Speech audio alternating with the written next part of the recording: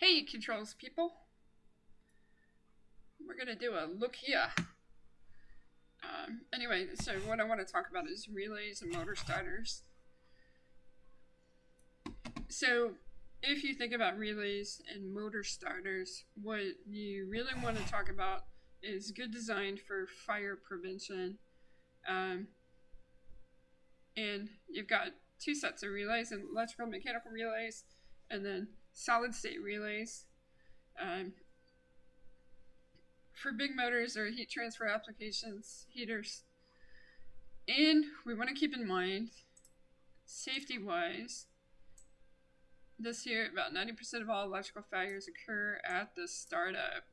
Everybody knows we'll get the overshoot, right? So you want to start, so you'll go wee, and then it takes off, right? So this is saying that in this environment is when you get your motor failures. And these are reasons why: high ambient temperature, higher low voltage power supply, motor too small for the application.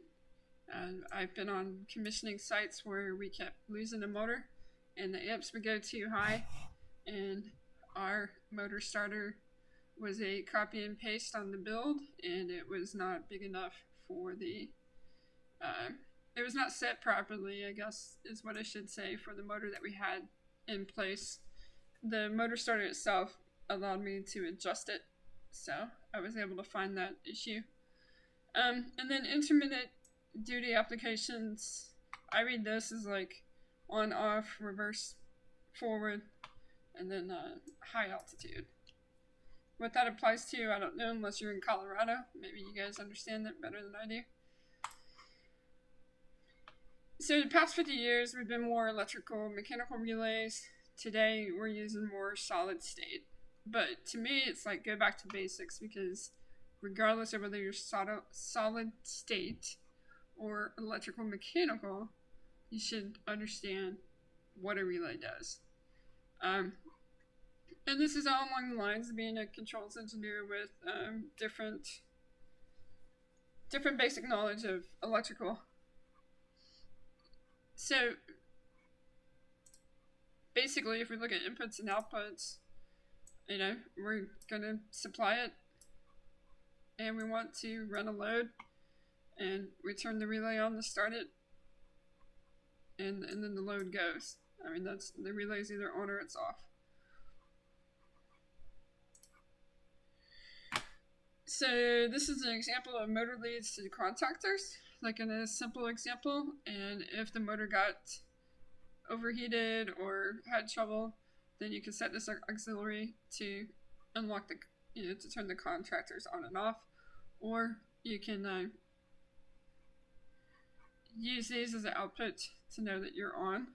If you overload at this point, you might not have a way out, except that the fuses would go. So if you go into AutoCAD, let's see if this will let you go into AutoCAD. AutoCAD's pretty cool because, like, I did this in AutoCAD really quickly, but to give you an idea, AutoCAD Electrical, you can pull up any of these three-phase circuits. The one I pulled up is a forward and a reversing three-phase motor circuit, and I did a horizontal. So for this example, I'll just insert the same kind of circuit, but we'll do it vertical, and then you can see a little bit of the difference. And it automatically populates. And then you gotta put in all your tags. And maybe I should populate it over here to see if it'll do the rest.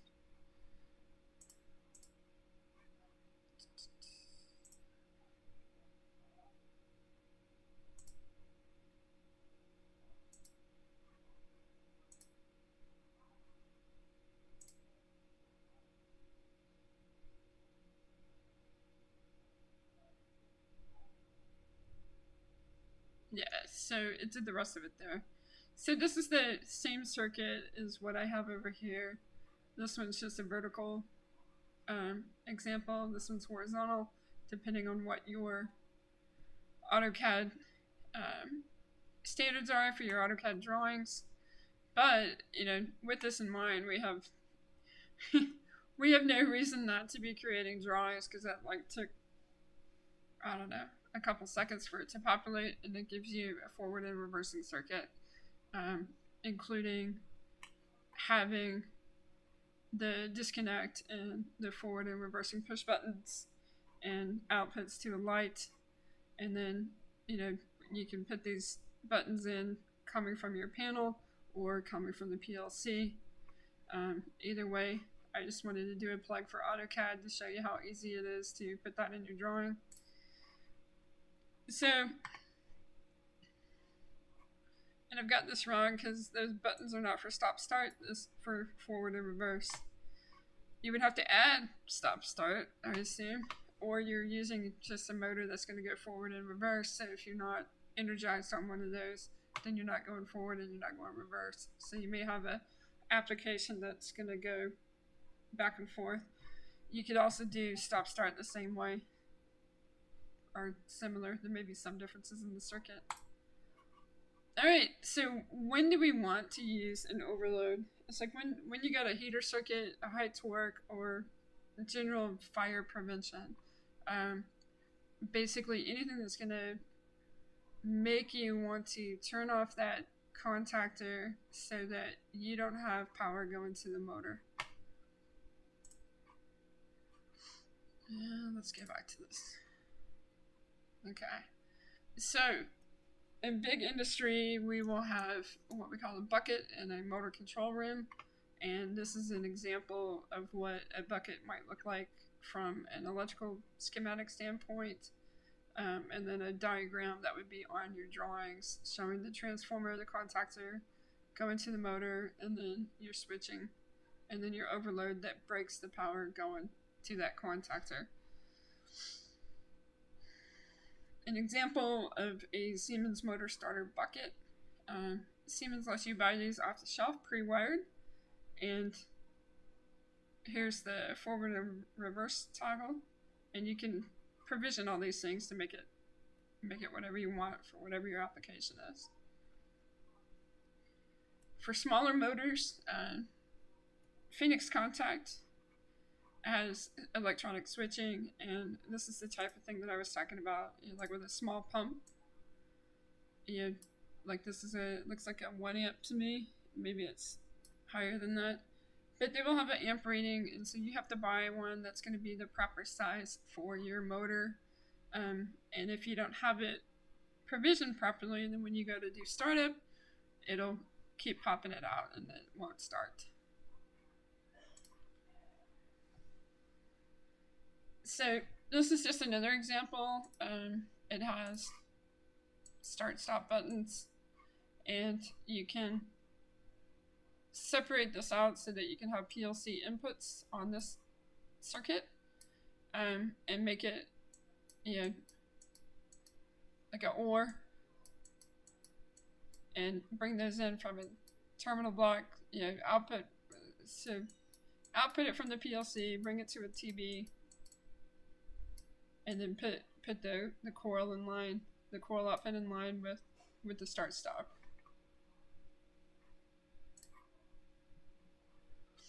This is an example that's got run, stop, trip. So it's showing you the output from the thermal overload relay, and this has got the run, stop, so that you can just another way of doing it, as far as instead of having reverse, forward, way of looking at it for run, stop. And then the master control breaker, that would isolate the main power to the motor, and this is where you can go into a shunt, so that you can break this power here before the overload if your overload isn't working,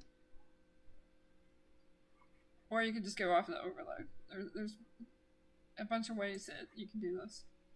So another thought, if you're doing class 1 div 2 type controls or equivalent or flammable systems, and you want to alleviate relays that might stick, that's where a shunt could come in. And one example that we had is we added a mechanical timer on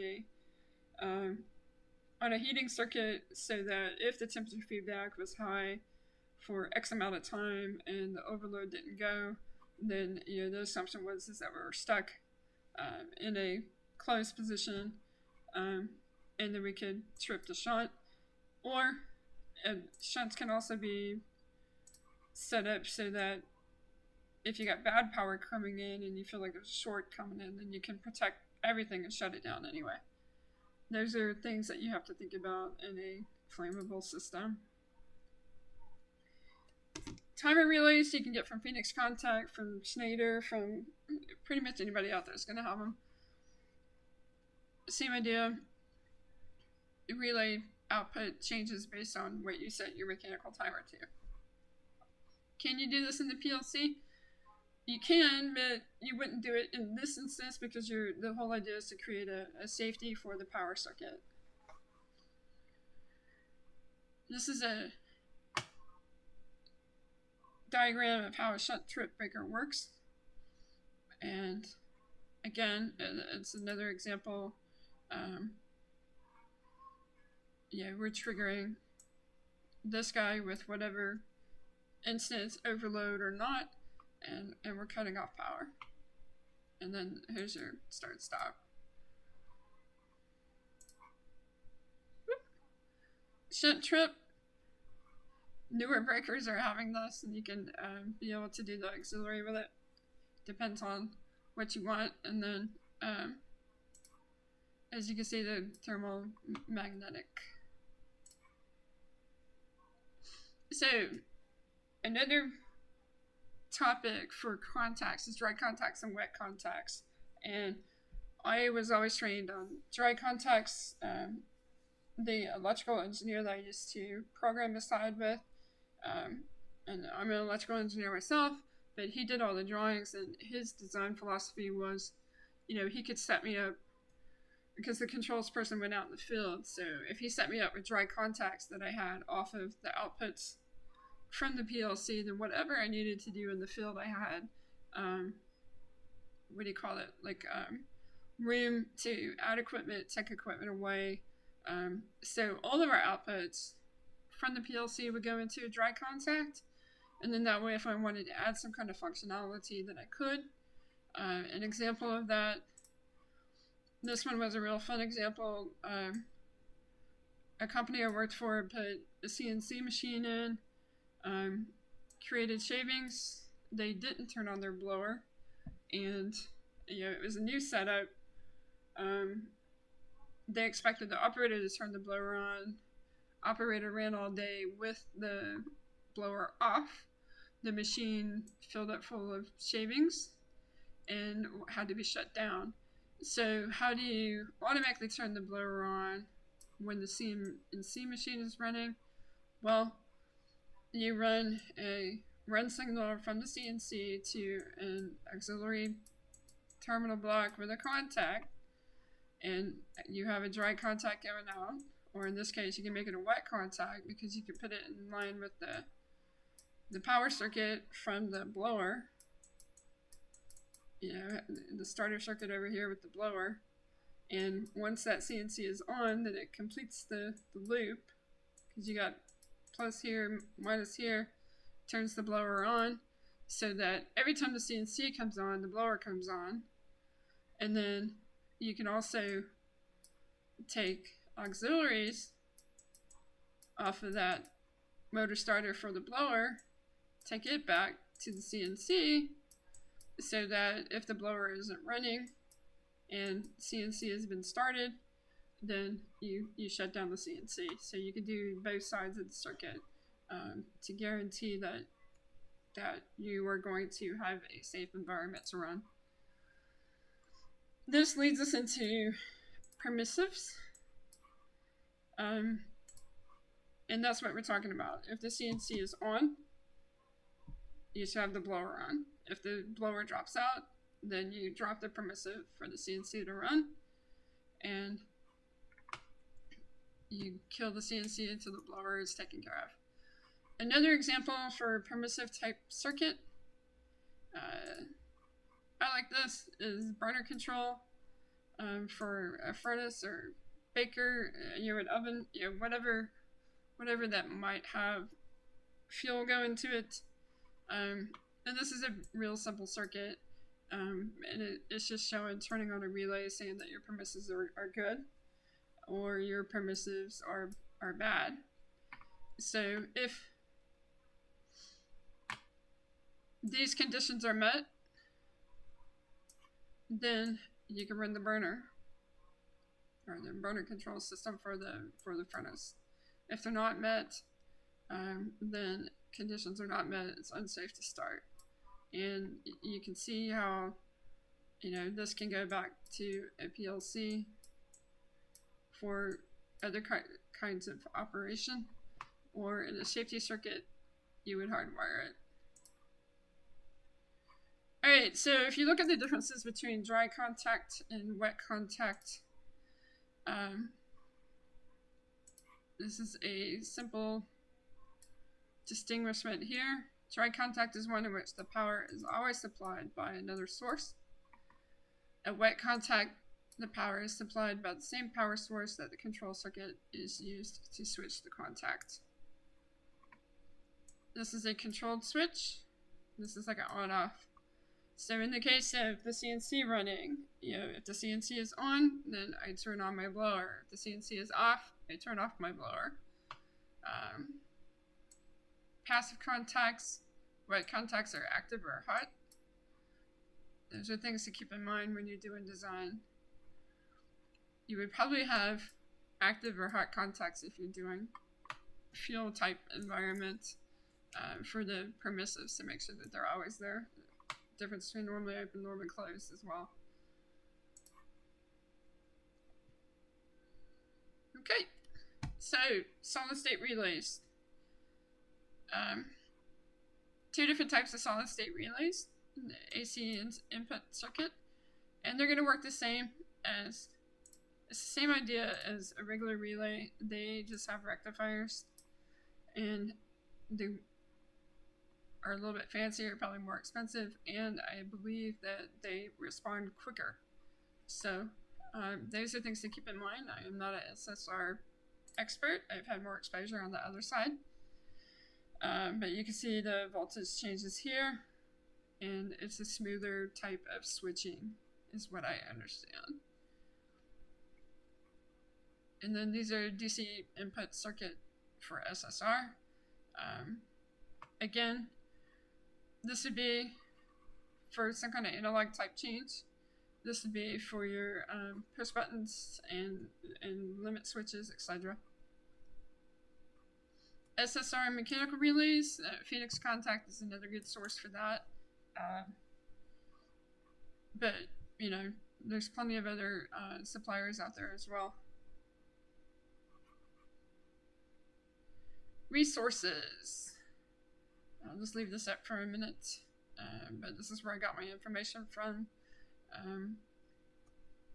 And it's just a review for me, and hopefully to share it, to do a little bit of teaching for people that aren't thinking about how they're using their relays in their design, and the reason why we need to be drawing these things out and doing good control circuits. Thanks for listening.